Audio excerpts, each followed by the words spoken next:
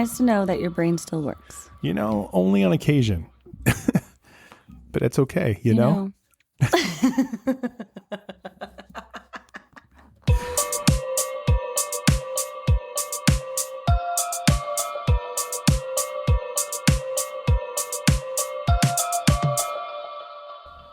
Hey, everybody. Welcome back to another episode of Espookys Talk.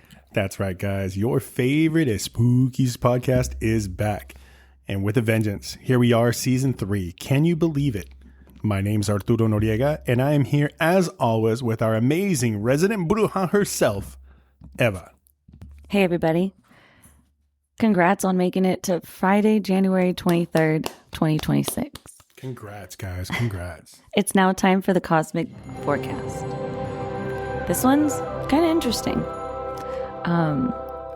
So most of you listen to us as you're driving to work. Get ready to get all up in your feels. It's the quiet before the reckoning. So this Friday carries a charged stillness. Think about it as if the universe was holding its breath before the grand reveal. Something that you can't see, but it will show up soon. Like a surprise. Friday carries a charged stillness, like the universe is holding its breath before revealing something. Something that is still unseen. Something that you'll soon get to find out. There's a sense today that time is slowing down just enough for the truth to catch up. Think residual energy. So Arturo, what have we learned in our past, like maybe 3 episodes ago, about residual energy? Do you remember? That it's residual? That it's usually stuck to trauma. Oh, that's right. So the moon stirs emotional undercurrents that may feel familiar and unresolved. Old patterns, half-healed wounds, and unfinished conversations that may surface in a way that might make you uncomfortable. So, listeners, old souls, my loved ones, pay attention to what irritates you today. Annoyance is your friend today. It's your messenger. It's pointing outward a boundary that wants to be reinforced, or a truth that needs to be out and about, reliving in your life. Cosmically, this is not a day where you should be confronting things head on. This energy is best used, restrained, observational, and with the use of your discernment. If something feels off, listen to your gut. Always listen to your gut. The same way that if you see something spooky, run away. Run away. Run away, guys. If something feels calm and heavy, sit with it. Because that's the only way that you'll be able to truly understand what the universe is trying to tell you. I really want to understand because I'm always so confused. Yes, you are always confused. Maybe you need to sit down with that and see what the universe shows you. Because it's whispering, not necessarily shouting. Expect lots of moments of deja vus. And as if I mentioned to you before, Arturo, deja vu is a checkpoint. So it's letting you know that you are in the correct timeline, that you are living to your highest good, that you're exactly where you're supposed to be. You might have vivid daydreams or suddenly feel like you've lived that exact moment multiple times. So that's just your intuition checking in with you. So something that you can ask yourself is, are you aligned with the version of yourself that you want to be? Or should you make some changes? Emotionally, it's a powerful day for energetic cord awareness. So this is how you relate to other people. Because technically, we all have energetic cords. For example, Arturo and I have our Espookys Talk. Espookys Talk. This is our cord. And, you know, that means that we think of you guys and we take your considerations and feedback to heart, to our little hearts. So with that, notice who drains you, who grounds you, and who feels neutral. The people that are neutral, let's keep them there. Those who drain you, you probably shouldn't be around them. And those who ground you, make sure that you show gratitude towards them. With it being Friday, it's also a great time to cleanse your rituals, journal what makes you uncomfortable, bring your truths to awareness. Great day for pulling tarot cards or oracle cards, but you must be in the correct mindset, so not if you're having a bad day. Protect your energy before having any social interactions. This includes social media. And if something really upsets you today, I challenge you to stay silent and think before you act. That's good advice. Use today more as a self-care day and know that the universe is preparing you for something that you aren't quite expecting, like a surprise. Remember that you're in control of your mind and your actions. So the mantra for the day is, I trust what is revealed without needing to respond immediately. So with that, the universe is watching how you choose yourself today. Good luck, beautiful souls. With that, that's the end of our cosmic forecast. I like it. I do. Anyways. Well, I mean, let's talk about the fact that the residual energy, it's no surprise that that's being talked about with today's episode. Ooh, guys. Today's episode is going to be a biggin, because we're talking about something that actually started me into my little journey of wanting to learn more. Right. And it started with a movie back in the day that just freaked me out, because it was about the haunting of a house, and it was called Poltergeist. Poltergeist was a great movie, guys. I don't care what anybody says about this family that was just being tormented by some spirits and things that are going on with this house. And during the movie itself, I don't want to ruin it for everybody, but I'm gonna.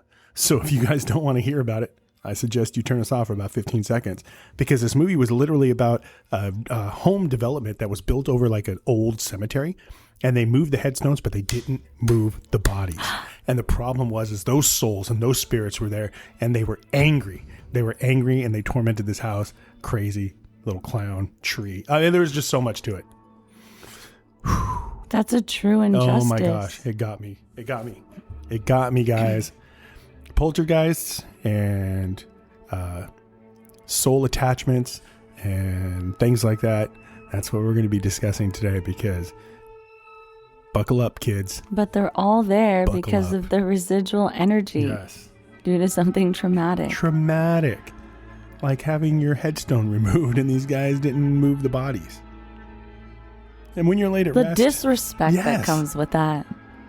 Totally. At one point, they actually dug a pool in this movie, and then the ghosts were like popping up into the water. I mean, not the ghosts, but the actual bodies. Ugh. It was awesome. But it freaked me out a little bit. Yeah, that sounds terrifying. All of those things with poltergeists and things like that. Do you know what poltergeist actually means? I know that it's different than just a haunting. True. Poltergeists are some of the most disruptive spirits that you're going to come across, But poltergeist is German for the term noisy ghost. Ah. So meaning that they can mess in the physical world. Absolutely. Whereas like ghosts or like hauntings and things like that, Absolutely. they're not necessarily have the strength or the energy to move things. I mean, I guess make noises. They basically say that the activity around poltergeist centers around like individuals that are mostly around the age of puberty, believe it or not. So they tend to focus on the younger, right? The most rebellious stage of all. Absolutely. When we're all really angry. And they're usually focused on an individual in the household, although it affects the entire household, Yeah. Poltergeist hauntings are similar to regular hauntings, but what really, really sets them apart is that it's violent. It's aggressive in nature. It's something that activity tends to include violent against the individuals in the house. Also been known to inflict things like scratches and bites and strangulations and injuries. And there are things like levitations and electrical problems and strange smells. And it's everything that encompasses like a creepy, scary haunting just at that type of a level. That's what really sets it completely apart. Okay. This is going to be a little strange, but that's okay. So, I was recently gifted a spirit board. And I put it with all the other games that are currently being stored underneath my bed until I find a better location for them. Not under the bed. And I've just come to realize it's probably why I've been having a hard time sleeping.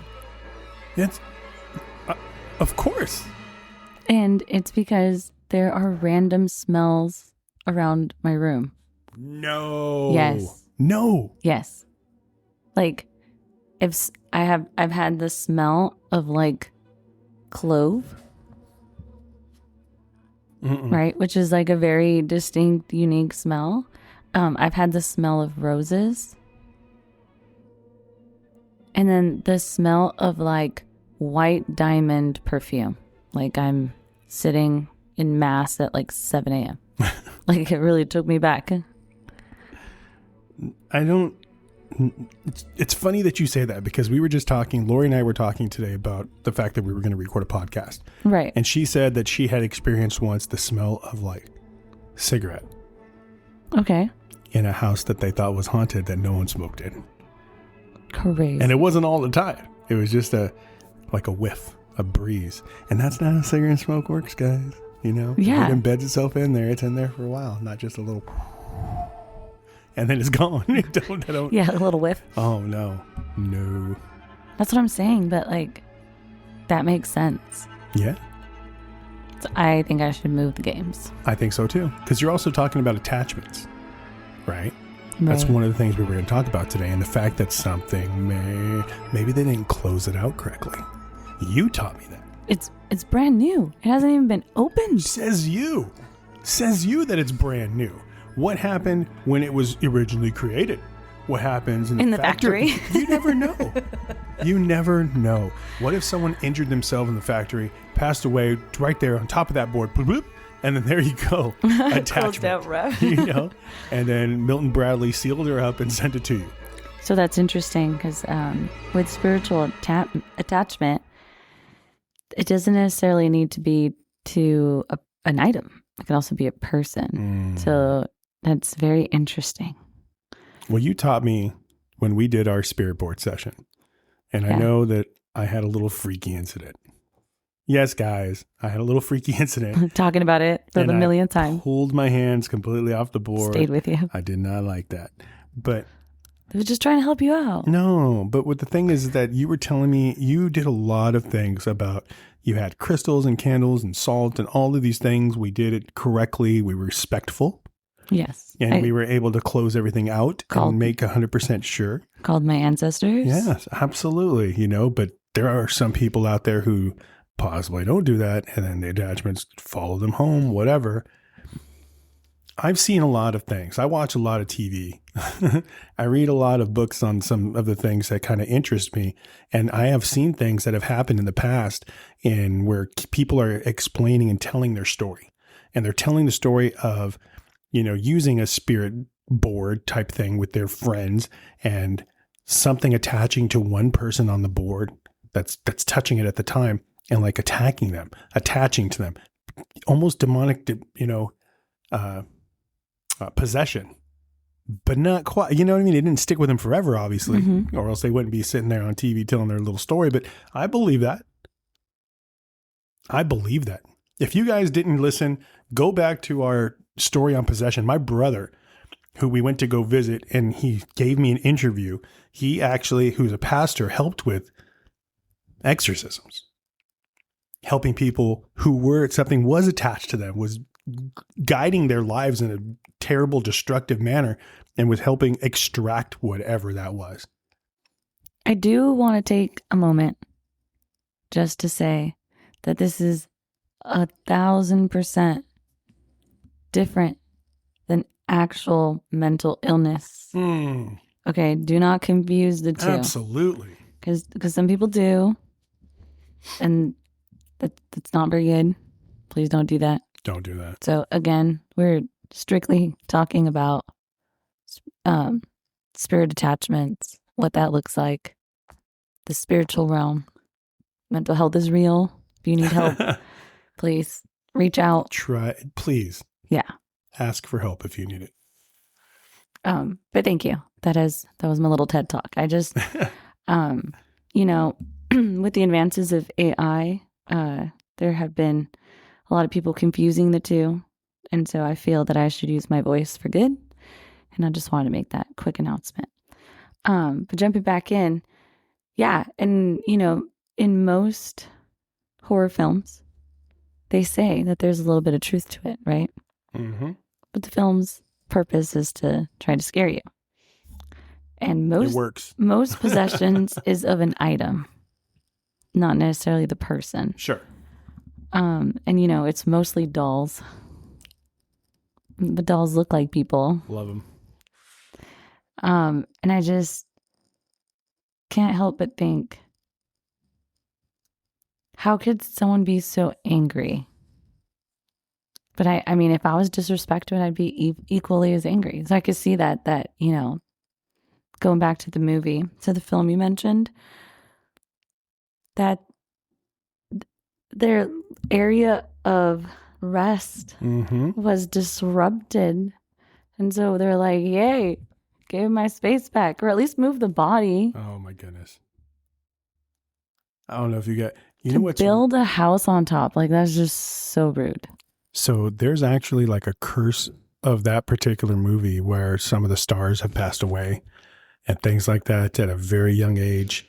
And a lot of people say it was a curse of making a movie so close to whatever entities, whatever energy, whatever that movie was based on, that they got a little too close. See, I like that you bring that up, because I don't know her name, so somebody drop it on the comments, but she went around and did something really kind. She was cleaning old tombstones and graves that were old and abandoned and just weren't in great shape. And so she essentially was restoring them. Well, she started to see some spooky things, such as some of the items that she would bring for them, like flowers and things, would move around, or they would fall, or and she felt that it was the spirit thanking her. Well, she's no longer online. So either something attached to her, or it became too much. But we don't know. We don't know. Just the fact that she stopped the whole social media thing. There's a couple people. Because you never know, who you're cleaning for. Sure. If that was a good person or a bad person. There's a couple people who were known online, some social media platforms, doing things as, like a grave cleaner and things like that, restoring the old headstones. And one of them's name was Caitlin Abrams. I think that might have been it. And there's another one. Her name was Alicia Williams. And both of them had a very deep spiritual connection to the graves that they were cleaning, often expressing strong emotions and curiosity about the lives of the people whose headstones they were cleaning. Yeah, because they would try to, they were being respectful about it. They were doing something kind. Yeah. But I don't know. What's respectful to me might not be respectful to you. You know what I'm saying? Thank you. Yes. Yes, I do know what you're saying. And it doesn't, it's so crazy. What if I was trying to hide my name with the little moss? What if you just moved into somebody's home? They passed away. They're attached to their home, and you did nothing more than purchase the home and move in. But to the spirit, to the person who was there before, could possibly think that was disrespectful. You're invading their space. Oh, 1000%. Do you know what I mean? And there's a lot of hauntings and poltergeists and things that were just like that. Just happened to be, that's how it happened.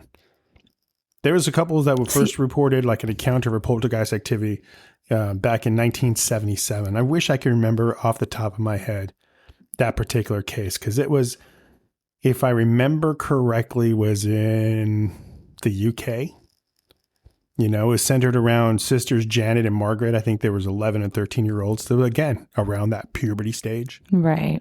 And they featured things like levitating furniture. They were saying things that objects were moving, disembodied voices. Oh, I could not do the voices. So many no. things. And it was just documented by them. It's been documented in that home by journalists. It's been documented by police. It's been documented by people who came to chills. Try to help them. Yeah. That's an interesting one that I read about. London, 1977, the year Star Wars was released. My favorite movie. In case you guys want to send me some stuff. My birthday's in June. You're always taking donations. That particular... I'm just thinking, like, imagine you're, walking into the living room and the sofa is just off the ground. Like, is there an earthquake happening? I don't know. And then just, because these ghosts are not happy. They're vengeful. So I'm sure they just threw it down. That would cause more panic and fear. Yeah. And then that feeds them. Which is why I would imagine that they wouldn't just try to truly scare you out. You know what I mean? Yeah. Because every time that you're fearful or you're equally as angry or any negative emotion feeds into that. Into that energy. And it only makes that residual energy stronger. Energy is infinite, guys. Making the entity stronger. There's a lot. Just hug it out. Hug it out, guys. I keep saying that. Give peace a chance. No. That energy it's different than other hauntings and stuff when we talk about poltergeists. Everything I've read suggests that it's different. In the 70s, in Thornton Heath, England, another family was tormented by a poltergeist, and that started in, I don't know, August of whatever it was, 72, I think it was, where in the middle of the night, like a stereo a radio next to the bed would just start blaring music. And it's always tuned into some weird foreign language station. I was going to say, what was the particular, but what if it's just trying to communicate? Who knows? But if you're just trying to communicate, why is it that later on during Christmas, a lampshade was knocked off knocked down on the floor by nothing, and that an ornament was hurled across the room and it smashed into the husband's forehead? Well, the Christmas tree began to shake violently, and then that New Year, there were footsteps in the bedroom when there was no one there. And then one night, the couple's son awoke to find a man, old-fashioned dressed, staring threateningly at him. That's when the family was growing in fear. They entertained some friends one night, and there was loud knocking at the front door. The living room door was flung open. The house lights came on. Nobody was there. Well, I think we have to go back to what you mentioned. It's obviously the previous owner. And worst of all, what if he didn't even celebrate Christmas? And now... Wow. Well, that's where the ornament came from. You guys can't celebrate that here. Or what if the husband's a terrible person? Oh, all of those things are possible because I don't think they had the opportunity or the resources to research that, to see maybe who owned the house before. Yeah. Any of those things. But I do know from my readings that they did consult a medium, and they went around and tried to bless the home. They tried to do everything they could to kind of help with that. See, but now you're just trying to push me out of my own space. This is why you got to befriend the ghost, and you got to be we can coexist. Maybe that's what they should have done because it didn't work. That's what I'm saying. Yeah. Yeah. Everybody always tries to do, too much of one extreme. You know what else I've noticed? A lot of the things that I've read about happened in England. Does that have something to do with it? Of course, there's been poltergeists and things here in the States, but the most famous cases that I personally was reading about, and maybe I'm just scratching the surface and they were the first ones that I came across, but a lot of that stuff happened in England. And pretty recent. Well, I mean, England is older. I mean, true that. So that would make sense. There's more energy there from it repeating. Yeah, maybe.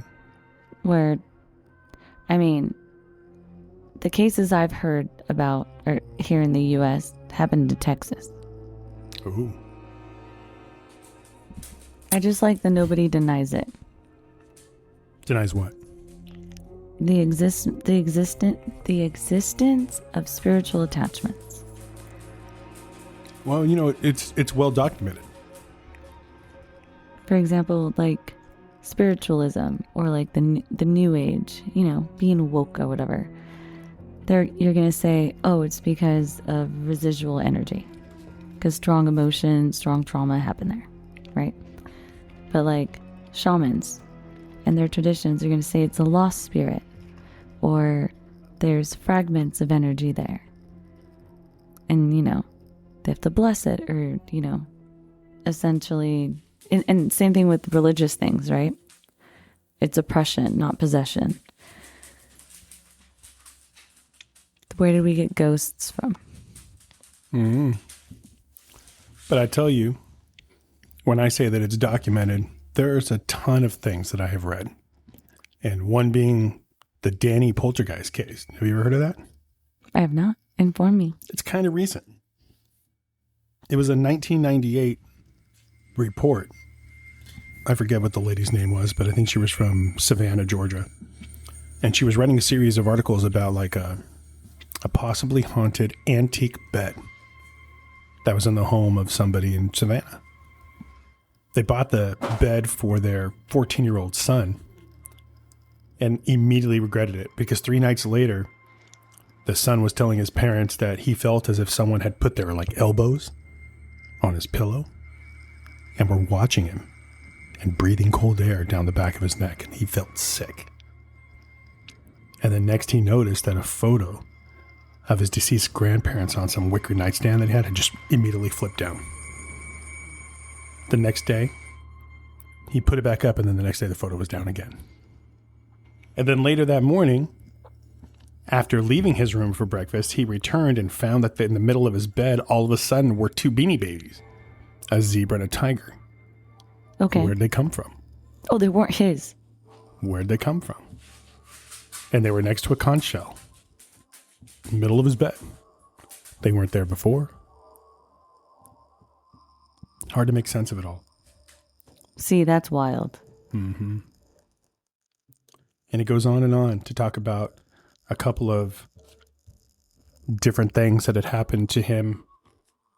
And they eventually kind of figured out that it was all attached to this antique bed that they brought into their home. That makes a lot of sense. Mm-hmm. Especially because I'm just going to take a wild guess here. The previous owner probably died on that bed. Yuck. Yeah. That's probably why it was on sale, right? Probably. Dang. What's the moral of that story, guys? Well, and like I told you, the feelings, the emotions, the energy clings onto that, whether it was fear, in this case, probably tragedy. A lot of emotions are attached to it. Or maybe it was ancestral attachments, which could be passed down from generation to generation. Like maybe that was his cousin's bed. Who knows? We don't know. But essentially, I want you to think about it this way. It's like parasites. It's like energy parasites. Rather than thinking about spirits, think about it as energy parasites in the way of it scaring you to keep the negativity around. Does that make sense? It does. It does. Because it happens, and it happens quite a bit. It's documented. And it's usually with things. I mean, in this case, it was a bed. We've seen it with dolls. We've seen it with old antiques. Or even when you visit a location. Like, have you ever visited a haunted location, got to know all about it, and then felt super drained? Yes. Like, yes. to a point where you don't even understand. Like, all you did was walk around and listen. Oh, man. I've had some... That means you probably had an attachment on you. I'm telling you, that happened to me when we visited Preston Castle in Ione, California. And I know I've mentioned it on this podcast before that was a boys' reformatory. And Lori and I went overnight during like a paranormal search, you know? Right.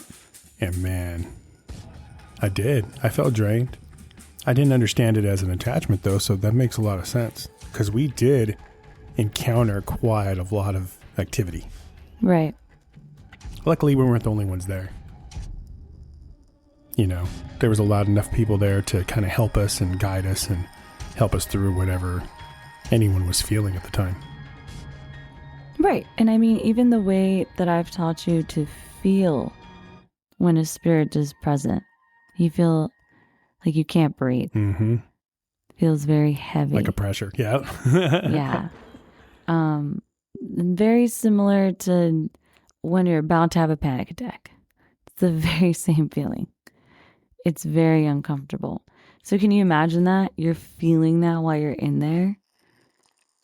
You know, that's not just physical, but it's also messing with you mentally and emotionally. So it makes sense why you would be so drained. For sure.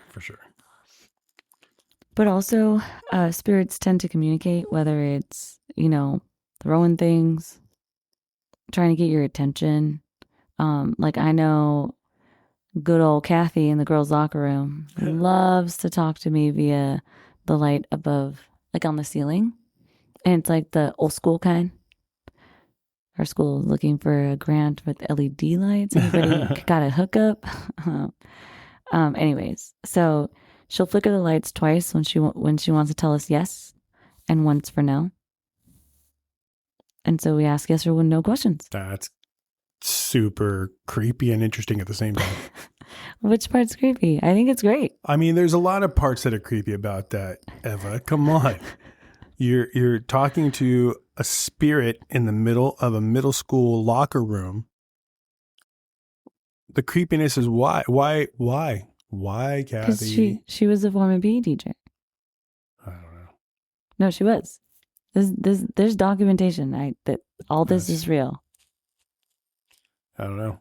It's an interesting... And it usually happens when something is either about to happen or something happened and I'm talking out loud about it. Well, I hope that Kathy is a haunting and not a poltergeist, because the big distinction and the differences is in how the haunting occurs, the violence, the things. I mean, the most famous... I mean, the craziest thing she did was when she slammed the locker. Yeah, but that wasn't to hurt anyone. Was it?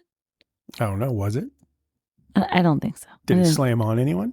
No. So could it just have been attention getting? Yeah. Probably. Attention seeking, I think, is one of the things that some of those hauntings and things go for. But like the most famous American poltergeist is widely considered to be the Bell Witch. You ever heard of that? No, but I don't like that they called her a witch. So it already has a negative connotation. Okay. It's just an entity that terrorized the Bell family, and it was in Tennessee. But it's well documented. Physical attacks, disembodied voices, even contributing to John Bell's death. And that's kind of what made it America's most famous haunting. And it's kind of the cornerstone of a bunch of folklore and things from Tennessee based on that, you know. There's other poltergeists and things as well. Bridgeport, Stratford. They're all known for intense physical phenomenon, like levitations and smashing objects and drawing crowds and media attention for all of the havoc that they're doing on. I mean, on social media, I've seen a lot of videos where in these older homes, which by the way, I think they're beautiful. And if there's one for sale, please let me know. They're all Victorian homes, right? And we're talking centuries old. Like, it's amazing that they're still up and running. And these people will buy them, and then there'll be closed off doors or closed off rooms, right? With like brick walls that these people are tearing down to use this space, which it makes sense. But then they see like what looks like rituals or some type of witchcraft or some type of sorcery. Call it what you want. And then they wonder why they have scratches on the back of their, on their backs or on their shoulders. And they describe it as being, I mean, you can see them like just frantic and terrorized, but they describe it as it being really hot. Yes. Yeah. Like really, really hot. And I'm just like, I know when a spirit is near me, and I know the closer they are to me, the worse I feel. How would you not, being in the doorway, no, like this is a bad idea. And then to go in there like unprotected, like not even putting salt in the door frame, like the doorway so it doesn't escape and go out and terrorize the rest of the house. Like at least there it's contained. I mean, yeah. Yeah. Containment is key, in my opinion, because when you were talking earlier about like attachments of objects. Right. Have you ever heard of the Annabelle doll? Like Yeah. So famous. Yeah. We all have, right? That's just a Raggedy Ann doll. Raggedy Ann. And it's believed to be possessed by, if I remember, the girl's name was Annabelle Higgins, I think. And after a seance, it just attached and was led to some paranormal events, and it was documented and all those crazy things. But some of those dolls, some of those items and things are all contained, like blessed boxes, whatever that happens to a container of some kind that contains them all, right?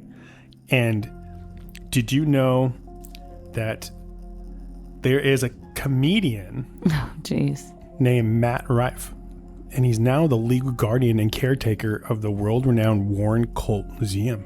That's in Monroe, Connecticut. And it was like his place that he purchased, and it has a ton of like haunted artifacts in that house, including the Annabelle doll. I mean, just the liability alone sounds like a nightmare, but I hope it works out well for him.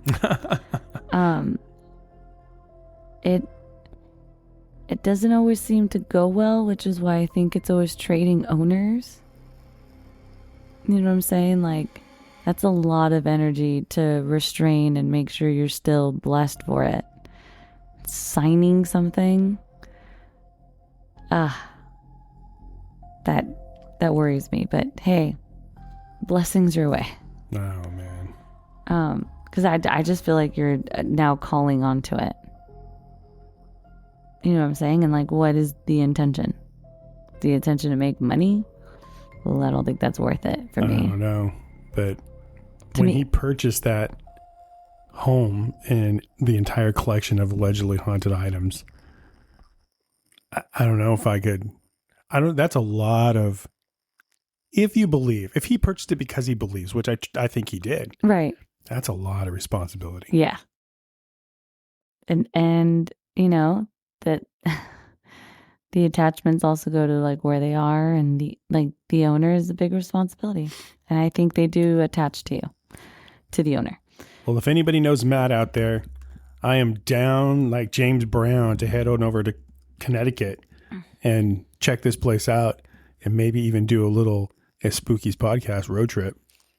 I've actually was in Vegas when the Annabelle doll and some of her friends were on display. Wow. And did you get there? A week before I went to Vegas, I had a dream that the dolls were going to be there and other items. But in my dream, I couldn't enter the room. So I would really, really be upset if we went way out there and then I couldn't enter. Well, Matt, if you're out there, hit us up. You can do it by email at Espookys Talk, ESPOOKYSTALK@gmail.com. Or if you're just don't have enough time to do so, you can always just click that little link in our bio and hit us up, because I'm telling you, as we dive in and learn more about all of these different items and things and possession and attachments and everything else that goes along with it, I really, really think it would be not just good for us, but good for our listeners and everyone else to kind of explore and do some things like that. I believe in you, bro. I watch your stuff online. I tried to get some tickets, but they were damn expensive. So if you're not going to hook us up and let us go into that place, just send me some tickets, bro. Like, let us be front row. That'd be good too. It seems like he's going to be the caretaker for the next 5 years, and he plans to have some tours. So maybe he'll send him to us. Oh, Matt. A little Cali tour. Let's go down James Brown. Let's do it. With that, let's talk about how you would remove it. Let's say you were rumbling through some old stuff. You said, this looks cool. Purchased it or made some type of exchange. Sometimes like people will give you stuff that might be cursed because it can't be bought or whatever, depending on its curse. Mm-hmm. And then you're stuck with that. And so what do you do? Besides spiral and freak out, you would cleanse. Do some type of cleansing ritual, whether that is with some saging or smudging, because there's other herbs out there, depending on your practice. Prayer, some sound, frequencies. They could be very healing. You might want to call an expert, whether that's an energy worker or a shaman, someone of religious divine, and that, use your judgment on that. And then just telling the ghost to go away, the entity to leave. No, thank you. You are not welcomed here. Setting good boundaries. That's just great life advice. I mean, it is, but you yourself was saying, what about those people who are invading this entity's space? Oh, I told you to befriend them and see if you can cut a deal. That makes more sense. Like, I'll clean the house. Like, you don't even have to pay rent. Like, we'll coexist. I'll make chicken tacos. That's how I got you don't like the Christmas you and Jasper tree here today. Chicken and steak tacos, guys. If you ever want to have people come over and hang out. Are you saying that I'm a parasitic attachment? Wow. More like a poltergeist. Start scratching. Oh my goodness, guys. There's so much out there. There's so much out there that I just don't understand. It's confusing. It's exciting. It's just everything. Because when you talk about things, we were talking about poltergeists.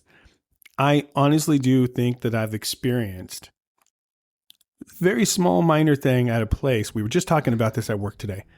There is in Sunnyvale, California, there was an old Toys R Us. Oh, yeah. And the Toys R Us was haunted. Ooh. Now, when they say haunted, I don't think it ever attacked anyone. Probably just a haunting. But it did knock some things over and cause a little havoc. It could easily have been classified as a poltergeist. I'm not 100% sure. But I myself grew up in the area. I was in that Toys R Us. I was walking down the hall and I turned a little corner. And right when I turned the corner, a ball rolled behind me. No, yes. Stop. I'm not lying to you.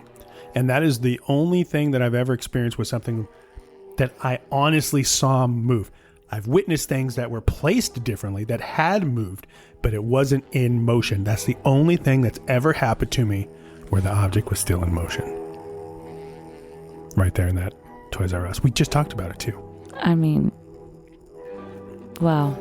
No, it's wild. I'm at a loss of words. Like, what do you do? Other than just stare into it, trying to figure it out. And you got to remember that I was kind of young at that particular moment. And I do remember turning and looking back down that hall like someone just threw a ball at me, right? Like rolled it at me. Who tossed it? But there was nobody there. There was nobody down that one particular hall, like aisle. You know what I'm saying? Yeah. And I remember going like, you don't really think about it at that young age. You just kind of play it off. But it stuck with me because I remember it like yesterday. And when you kind of review those things in your mind, you think, wow, what could it have been?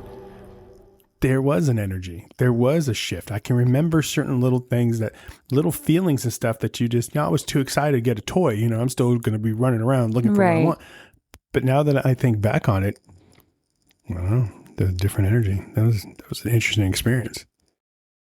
And I bet there's a lot of people out there, you, Jasper, Lori, everyone that probably has had some type of an experience itself and have maybe didn't quite understand it or didn't quite pay attention to it at the time. Maybe like you're saying that was a time when people were trying to communicate, much like Kathy and the light, but you were at least smart enough and tuned enough to recognize and try to communicate back. Who would have known what would have happened? She's usually trying to help us, like solve something, or like when something's about to go down in the locker room. Like we know, like right away the light's flickering. I gotta go do a lap. Who knows? And usually someone's doing something. Who knows? Yeah, like I mean, it could be as easy as like someone's like screaming or throwing something or about to throw something. For sure. Just impulsive behaviors of middle schoolers, but middle school children. But it's nice. It's nice to like be warned. It's like extra eyes. Wow. Yeah. I wish I was more in tune. It's like free security. Think about that. Free security. I wish I was more in tune. And it's interesting because I spoke to someone who used to work there many, many moon cycles ago. And she says that Kathy was a very intense PE teacher. Interesting. Our school is so inundated with all this energy and stuff that they've actually had ghost tours go through there. I know. I was hearing about that and I'm like, why did they stop? That sounds like a great way to get some school donations. We need all the money we can get. Perhaps we can start that up.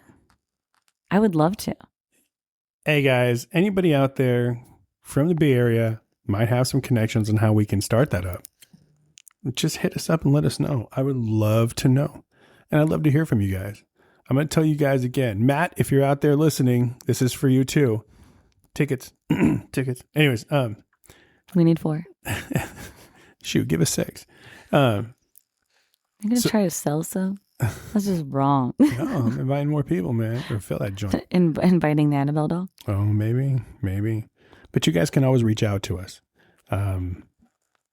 The email again, of course, is Espookys Talk, ESPOOKYSTALK @gmail.com. There's also the link in our bio. We have an opportunity to go ahead and we read them.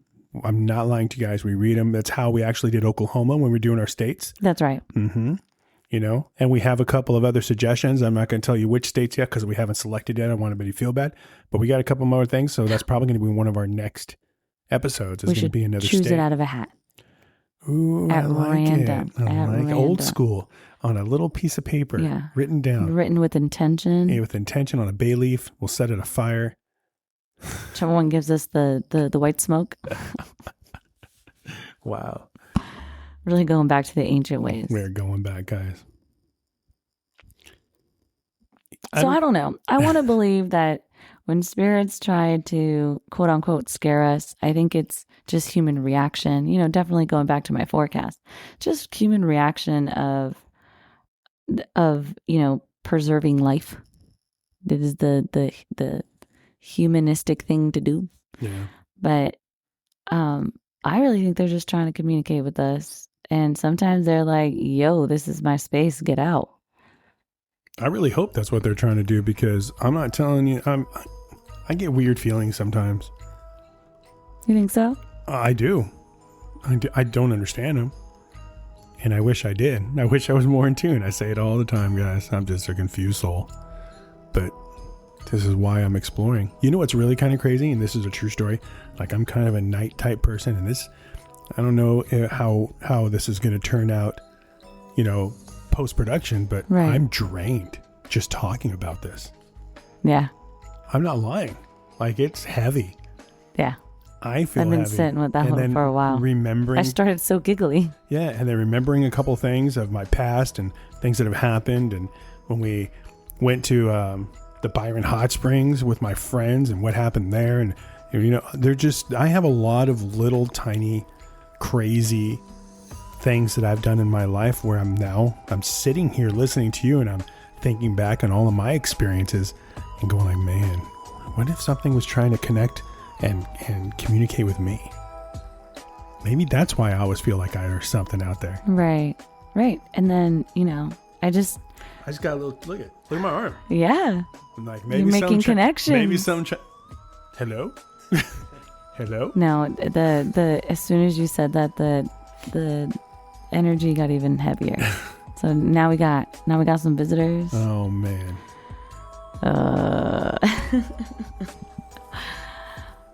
It's a The very candle's acting funny too. It's yeah, mm-hmm.